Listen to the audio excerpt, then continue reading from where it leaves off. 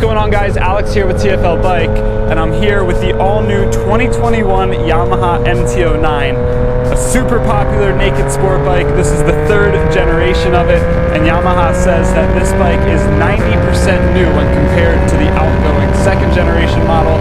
So in this video, I am going to show you everything that's new on this bike, take it for a ride, let you know what I think of it, and this is all coming from an owner of a 2019 second gen MT-09. Let's get right into it. The CP3 inline 3-cylinder from Yamaha feels and sounds pretty similar to the outgoing engine, but it's actually pretty different. The guys at Yamaha told me only a couple of the bolts holding the engine together are the same, but pretty much all the other components are all new.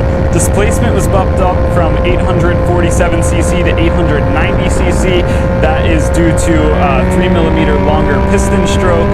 You now have 118 horsepower out of this engine versus the 114 out of the outgoing model, and 89 foot-pounds of torque, which is a 6% increase in torque when compared to the outgoing model, which had 85 foot-pounds. They put a new exhaust on this bike.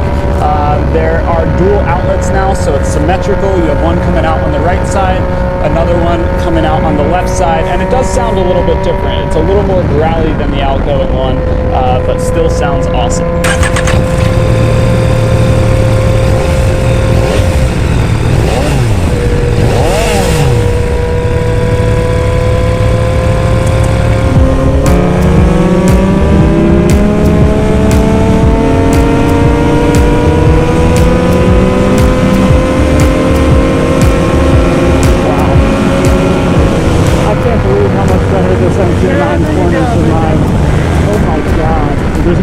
Symbol right here with two arrows.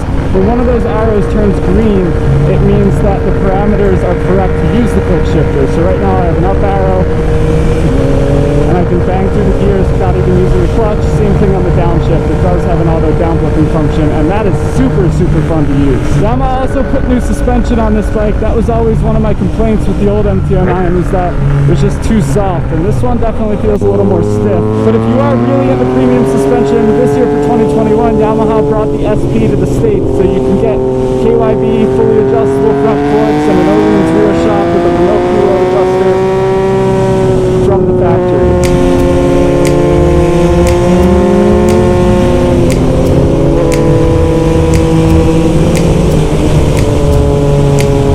Let's talk about the design a little bit. I think this is a really good looking bike in this paint scheme. It looks really cool with this flat gray tank. I love the color of this blue and orange/red stripe that matches the wheels perfectly. It's a really good look. A lot of people weren't too happy with the front end redesign. People liked the squinty-eyed version of the second gen better, it seemed like, when this first was released on the internet. But I will say this headlight does function a lot better than the outgoing model. That was probably my biggest complaint, besides the suspension on the one I own, was the headlight. It's just unusable at night, and I did ride this at night, and the headlight is much better. And to go along with the new headlight, you also have a new taillight design, which has the Yamaha MT logo in it. The design is really similar to the 2020 model, so you have this really wide tank up top that scallops into the side to hug your knees, and just a really stripped down look to go along with the whole naked sport bike theme. This is an all new frame as well, new swing arm too, and new wheels.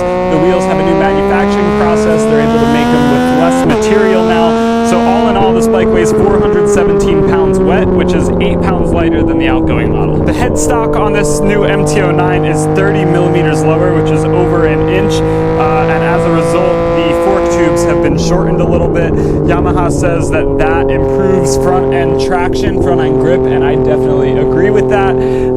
And speaking of the forks, you have a 41mm inverted fork up front. Yamaha did upgrade the suspension on this MT-09. It is stiffer than the outgoing model. These forks are fully adjustable.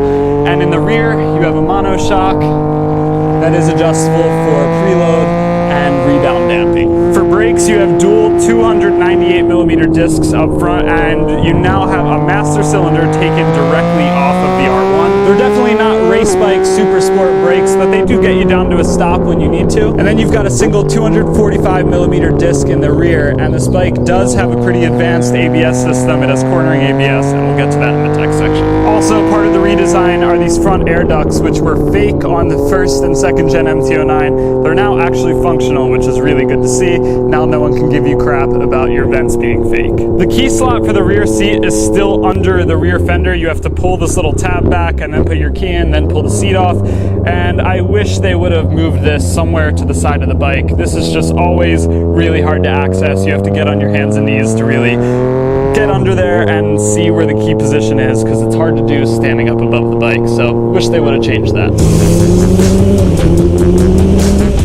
Yeah, I think this bike handles a lot better than the outgoing MT-09. The first gen and the second gen felt very similar to each other. This feels like a different bike. It just likes to handle. It's not crazy, whereas the old MT-09 was crazy. And this just feels like it actually wants the corner instead of just doing wheelies all the time. First and second gear are also a little bit taller on this bike, just to you know, help getting around town. They're not as crazy as they once were.